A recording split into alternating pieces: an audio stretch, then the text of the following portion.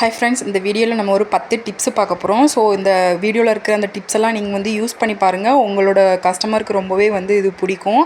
Tip number 1, இது வந்து உங்களுக்கு ரொம்பவே யூஸ்ஃபுல்லாகவே இருக்கும். நூல் செலக்ட் பண்ணுறது.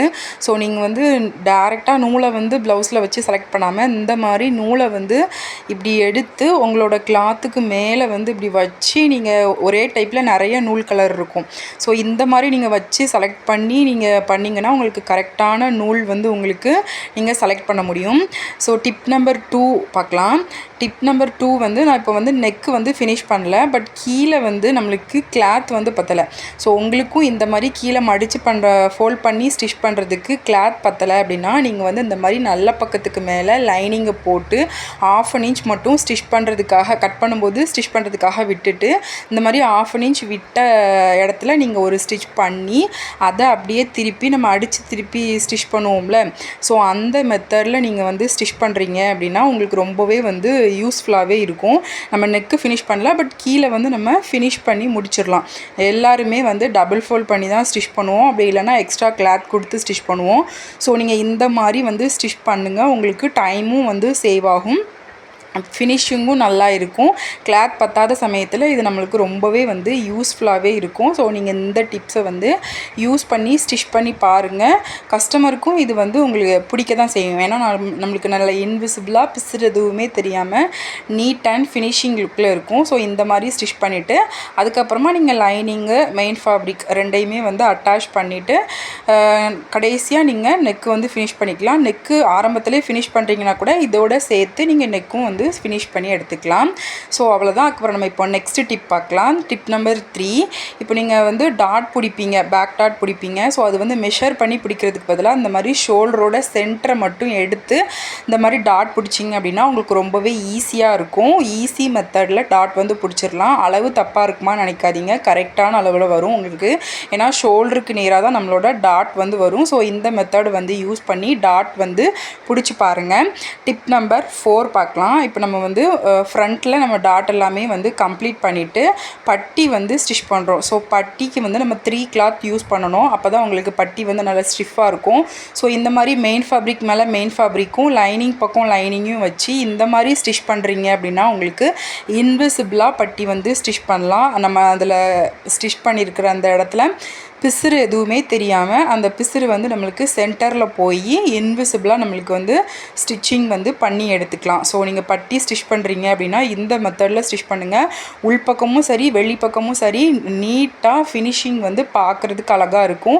இப்போ எல்லாருமே வந்து விரும்புகிற ஸ்டிச்சிங் வந்து இது தான், இன்விசிபிளாக இருக்கணுங்கிறதுக்காக. ஸோ இந்த மெத்தடில் நீங்கள் வந்து பட்டி ஸ்டிச் பண்ணி பாருங்கள். நெக்ஸ்ட்டு டிப் நம்பர் 5 பார்க்கலாம். ஸோ பட்டி எல்லாமே நம்ம ஸ்டிச் பண்ணியிருக்கோம், எல்லாமே பேக் எல்லாமே ஃபினிஷ் பண்ணிவிட்டு பட்டி நல்லா இன்விசிபிளாக ஸ்டிச் பண்ணி ஃபினிஷ் பண்ணியாச்சு. ஆனால் பட்டிக்கு நம்ம கீழே வந்து இன்னும் ஃபினிஷ் பண்ணல. ஸோ பட்டிக்கு நீங்கள் கீழே வந்து ஸ்டிச் பண்ணுறீங்கன்னா இந்த மெத்தட் யூஸ் பண்ணி ஸ்டிச் பண்ணுங்கள். நம்மளுக்கு பேக்கோட ஹைட் வந்து நம்ம ஸ்டிச் பண்ணி வச்சுருக்கோம்.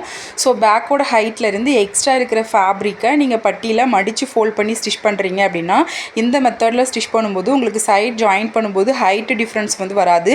நிறைய பேர் ஹைட்டு டிஃப்ரென்ஸ் ப்ராப்ளம் வந்து ஃபேஸ் பண்ணுவீங்க. ஸோ இந்த மாதிரி நீங்கள் ஸ்டிச் பண்ணும்போது ஹைட்டு டிஃப்ரென்ஸ் ப்ராப்ளம் வரவே செய்யாது.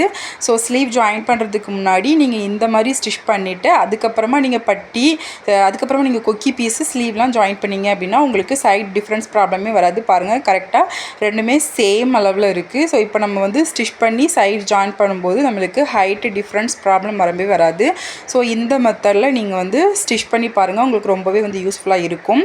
டிப் நம்பர் 6 பார்க்கலாம். இப்போ நம்ம வந்து கொக்கி பீஸ் வந்து ஸ்டிச் பண்ண போகிறோம். ஸோ கொக்கி பீஸ் வந்து நம்ம நார்மலாக ஸ்டிச் பண்ணி அடித்து திருப்போம். இது எப்படி பொட்டிக் ஸ்டைலில் இன்விசிபிளாக ஸ்டிச் பண்ணலாம் அப்படின்னு சொல்லி பார்க்கலாம். நார்மலாக நம்ம வந்து கொக்கி பீஸ் அட்டாச் பண்ணுற மாதிரி எட்ஜஸில் மட்டும் இந்த மாதிரி ஒரு ஃபோல்டு கொடுத்து நீங்கள் வந்து ஸ்டிச் பண்ணி எடுத்துக்கோங்க. நம்மளோட நல்ல பக்கத்தில் வச்சு கொக்கி பீஸை ஸ்டிச் பண்ணிவிட்டு இப்போ நம்ம அப்படியே உள் பக்கமாக மடித்து ஸ்டிச் பண்ணிடுவோம். ஆனால் அப்படி பண்ணாமல் இந்த மாதிரி நம்மளோட கிளாத்தை நல்ல பக்கத்துக்கு மேலே திருப்பி இந்த மாதிரி எட்ஜஸில் மட்டும் இந்த பக்கமும் எட்ஜஸில் அந்த பக்கமும் எட்ஜஸில் ஸ்டிச் பண்ணி அப்படியே நீங்கள் திருப்பினீங்கன்னா சைடில் பிசுறு எதுவுமே தெரியாமல் இன்விசிபிளாக நம்மளுக்கு நீட்டாக கிடச்சிரும். ஸோ அந்த எட்ஜஸ் எல்லாம் இந்த மாதிரி நீடில் வச்சு நல்லா எடுத்து விட்டுட்டு இதை அப்படியே நம்ம உள் பக்கமாக ஒரு ஃபோல்டு பண்ணி இப்போ எட்ஜஸ்லாம் ஸ்டிச் பண்ணி எடுத்துக்கிட்டோம் அப்படின்னா நம்மளுக்கு நம்ம கொக்கி பீஸுமே வந்து இன்விசிபிளாக ஸ்டிச் பண்ணலாம். ஸோ இந்த மெத்தட் வந்து இப்போ ரொம்பவே ட்ரெண்டிங். எல்லாருமே வந்து இந்த மெத்தடில் தான் வந்து ஸ்டிச்சிங் பண்ணுறாங்க. ஸோ நீங்கள் வி பீஸ் ஸ்டிச் பண்ணுறதா இருந்தால் நம்ம ஃபோல்ட் பண்ணுற அந்த ஃபோல்ட் பண்ணோம்ல, அந்த ஃபோல்டிங்கை வந்து கொஞ்சம் கம்மியாக, ஃபுல்லாக ஃபோல்ட் பண்ணாமல் கொஞ்சம் கம்மியாக ஃபோல்ட் பண்ணி நீங்கள் ஸ்டிச் பண்ணிங்கன்னா உங்களுக்கு விபிஸ் ஸ்டிச் பண்ணுறதுக்கு ஈஸியாக இருக்கும். ஸோ இந்த மெத்தட் யூஸ் பண்ணி ஸ்டிச் பண்ணுங்கள். டிப் நம்பர் 7 பார்க்கலாம். ஷோல்டர் வந்து நீங்கள் இப்போ எல்லாமே ஸ்டிச் பண்ணிட்டீங்க, ஆனால் ஷோல்டரில் வந்து பிசுறு தெரியுது அப்படின்னா நல்ல பக்கத்தில் வச்சு நீங்கள் எட்ஜஸில் வந்து ஒரு ஸ்டிச் கொடுத்துட்டு அதுக்கப்புறமா நீங்கள் ஸ்டிச்சிங் வந்து ராங் சைடு வந்து ஷோல்டர் வந்து ஜாயின் பண்ணி எடுத்துக்கிட்டீங்க அப்படின்னா பிசுறு வந்து நம்மளுக்கு தெரியவே தெரியாது, பார்க்குறதுக்கு நல்லா நீட்டாக இருக்கும். ஸோ இது வந்து ரொம்பவே சிம்பிள் மெத்தடு, யூஸ் பண்ணி பாருங்கள். டிப் நம்பர் 8 பார்க்கலாம்.